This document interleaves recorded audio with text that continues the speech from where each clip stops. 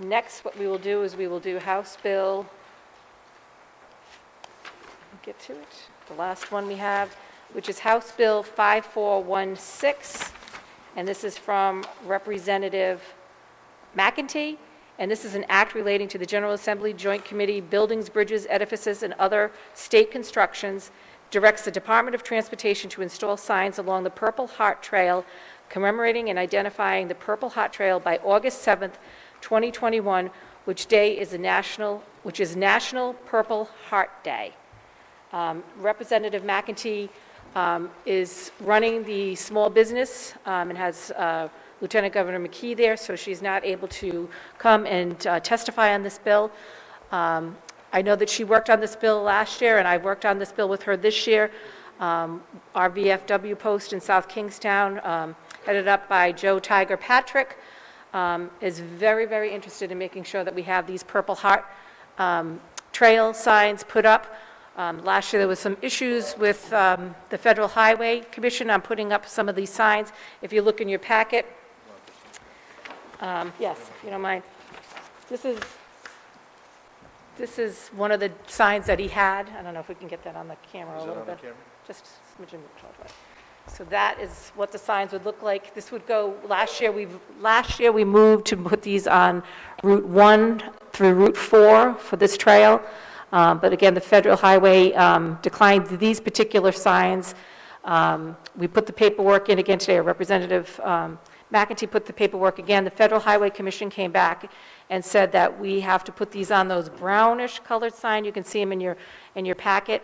That's more of a campground that fits the what's in regulation with the. I don't think that they have it. I thought I had the brown one. Oh, it's in the bottom of our, which is a little bit more of a brown type of a sign. I was hoping to get one that I've seen in other states that has this brown sign, but then also has the Purple Heart medallion on there.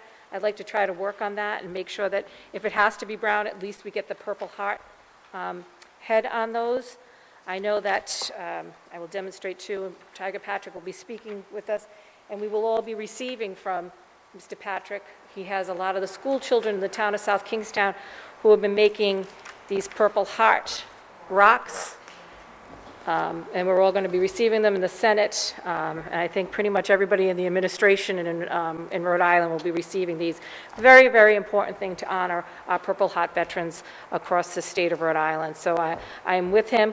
I have noticed, which I'm still going to ask, if we can get the brown signs, that's what we'll go with. But in some other states, I will note that if you look in your packet there, that there's some signs that are of the Purple Highway signs in the green that are Interstate 35, and some in one of the states are Interstate 40 that have the green pictures on them, and I think they just stand out just so much more, profoundly, even on just this handout that I'm demonstrating. So again, we've seen these in other states, and I'd like to try to get that in Rhode Island, but if it's brown is all we can do with right now, that's what I'd hope that Joe Tiger Patrick would be acceptable with. He is going to be joining us, so we will open up the conversation with, I believe, Mr. Tiger Patrick now. Joe Tiger Patrick from our VFW Post. I believe Sam Azzanaro is very familiar with the Tiger. Hello, Mr. Patrick. Hi. Hi. It's Representative Fogarty. I'm here with the rest of the Special Legislative Committee, and you have the floor. I've demonstrated your signs to them and the rocks, but you go right ahead and you tell everybody what you've been working so hard on. Okay.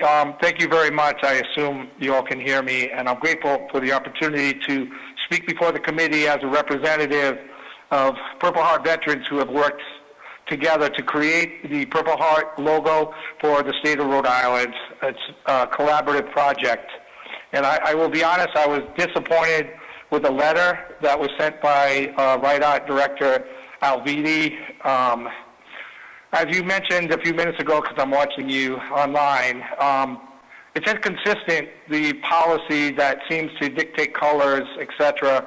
For instance, California, the Route 5, which basically runs from Alaska or the Washington, it's the north and south between Washington, Oregon, California. That is designated by each state to be the Purple Heart Trail for them. And all of them, all 3 states use the Purple Heart medal as part of their signage going down, and it's on the green. I talked with the members today after seeing the letter and talking with Representative McEntee. We're fine with the brown signs at the beginning, at the end, at the westerly Connecticut border, and also at 95 Route 4 connection there. Having it be the initial sign that everyone sees and greets them. They're adamant that the Rhode Island Purple Heart Trail sign that was designed should be included on signage minimally at each town border that aligns there. There are 6 communities that align Route 1 and Route 4 that make up the Purple Heart Trail as voted on by you all and signed into law by the governor last July. They're all Purple Heart communities. And so we just were thinking of adding them along the way, like with some of the other signs that are on underneath. Welcome to Charleston, for instance, which is in the PDF that you held up earlier, Chairperson Fogarty.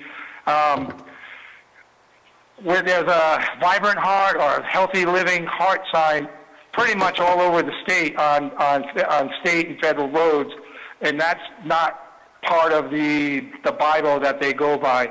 And so I just want to just add a little bit more before I answer questions. This really means a lot to my guys. When I say my guys, my Purple Heart veterans who work together and collaborated. Every Purple Heart Trail around the country, every state has their own way of having their Purple Heart Trail signs created and their look. Like, for instance, Oklahoma has a Native American vibe because of the Native Americans who live there. And so we wanted to incorporate New England, a colonial feel. We took the 13 stars off of the Rhode Island flag, and we're talking with the towns and the Chamber of Commerces of each of the communities that align it and having them collaborate together to create some excitement. This is something that's bigger than them, and they're very excited. It's like a really heartfelt and awesome thing. And so I haven't seen a couple of them this happy since I've known them, to be able to be the founding Purple Heart veterans who made this happen for our state and for Purple Heart veterans who will come here with their families. We want to be the showpiece, we want to set the standard nationally of how to do a Purple Heart Trail correctly. And so anyway, that's what I got. So I understand if the Purple Heart, if we have to go with the brown, I understand that, and I hope to meet with the director from Rhode shortly, this week or next week, and we can discuss that. But I'm grateful that you all are even talking to us and are helping us. Thank you.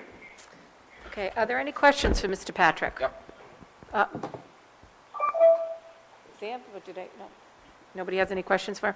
No, there's a microphone button. Want to push the microphone? Yeah. Oh, is that, Greg, Representative Price, do you have a question? Yep. Okay, go right ahead. Mute. We can hear you, so you can go right ahead. Hello? Yep, we can hear you, Rep. Price. You can hear me? Yes, you have the floor if you have a question. Oh, thanks. With the committee, and there was no question. I just wanted to be recognized as being in attendance. Okay, and yes to moving the solemnization of marriage acts to the floor, and then also holding House Bill 5416 and 5412 for further study, correct? Yes. Okay, all right, thank you very much. All right, Tiger, are you still there? Yes, I am. Okay, so we have Dora Vasquez Hellner, who's going to be next on the line, and then we have Robert Rocchio from DOT will be on the line, so I don't know if he'd be able to answer your questions. So hold tight, and we might have you back on again, okay? I appreciate it. Thank you very much. No problem. Okay, next we have Dora Vasquez Hellner, who's a veteran, and she is pro the bill. Okay, next we have Dora Vasquez Hellner, who's a veteran, and she is pro. Dora, are you there?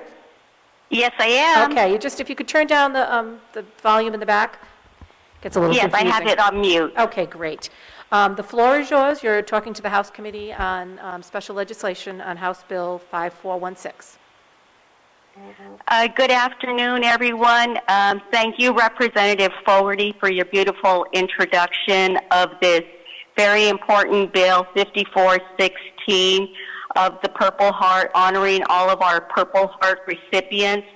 And as mentioned, my name is Dora Vasquez Hellner, Army veteran, 23 years, and I presently serve as the Senior Vice Commander of the Department of Rhode Island Veterans of Foreign Wars, and I represent over 3,000 veterans within our great state. And just as a refresher, I would like to remind everyone that on 7 August 2019, Governor Raimondo declared Rhode Island a Purple Heart state. And on that day, we joined 44 other Purple Heart states, and I will also add the island of Guam. And through the efforts of our Junior Vice Commander, Tiger Patrick, our Purple Heart towns have now been recognized as the Purple Heart Trail that extends from East Greenwich to Westerly. And everyone within the veteran community has been super excited in following this endeavor to the final product of the Purple Heart Trail. I understand and respect the comments from Rhode Island Department of Transportation in respect to the proper signage along routes 4 and 1. However, I do encourage everyone to Google Purple Heart Trail, and you will find a huge variance of signs as mentioned by Representative Fogarty and by my brother Tiger Patrick. If you look at Route 101 in California, standard green sign with the Purple Heart superimposed on it. Interstate 40 follows the same format. Interstate 35 follows the same format with the standard green sign with the Purple Heart superimposed on it. I understand the suggestion of the brown sign, but again, as mentioned by Representative Fogarty, I highly encourage all of you to support a sign that truly honors our Purple Heart recipients. And remember that the Purple Heart is earned by blood on all of our many conflicts that we have been involved with throughout the beginning of history. I want to thank you for this opportunity, for speaking before you in support of Bill 5416. Well, thank you very much, Dora. We appreciate your service to the country. Are there any questions for Dora? No, there are no questions. We're having problems getting a hold of Representative Racchio. They're trying to make a quick phone call here. So if you just give us a minute. It would be nice to hear from somebody from the Department of Transportation regarding the letters. Yeah. Oh, we have a different number.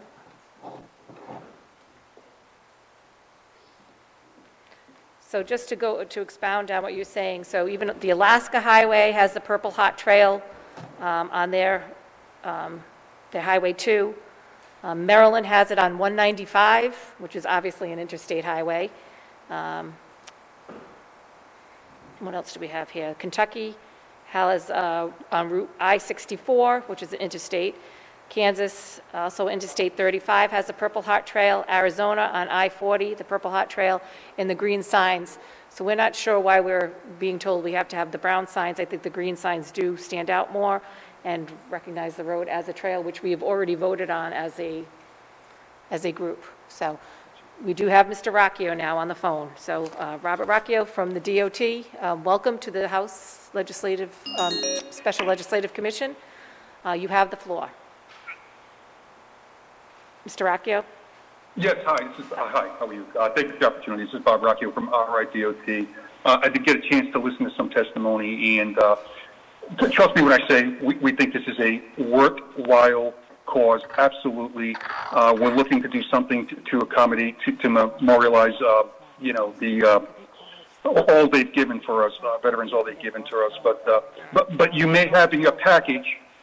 Actually, first of all, can anyone hear me clearly? I'm sorry. Can you hear me clearly? Yes, I can. Yes, I can. Okay. All right, great. So what we did do is we forwarded this request to the Federal Highway Administration to get a determination. And you may have that letter in your package that says, while again it's an honorable endeavor, it is in conflict with the manual on uniform traffic control devices. It's not does not control traffic in any way. So this is the Federal Highway determination where we're obligated to follow, because we take federal funds for transportation. We are obligated to follow the what we call the MUTCD, the Manual on Uniform Traffic Control Devices, and their ruling is that we can't use that sign in that way. We can do other things. We can absolutely use that Purple Heart on maybe a lower level roadway, a state roadway, or parking rides, or we can, even on that route, we can have a brown sign saying Rhode Island Purple Heart. It's just that purple emblem on what we call a national highway system roadway is not allowed. They did put it in writing. There's, I don't want to, hide behind them, but our hands are tied. We did get a determination. Are there any questions for Mr. Rocchio? No. Well, Mr. Rocchio, I find it it's hard to understand when we have these examples in front of us, the Alaska Highway, the Missouri, Maryland, I-95, California US 101, Kentucky Interstate 64, Kansas 130, I-35, and Arizona I-40, that they all have the green with the Purple Heart logo on them. So why is it that those states are okay with it, and we get a letter, which is really just the local person here signing it? Did it go from the local gentleman who signed it? I'm trying to find his.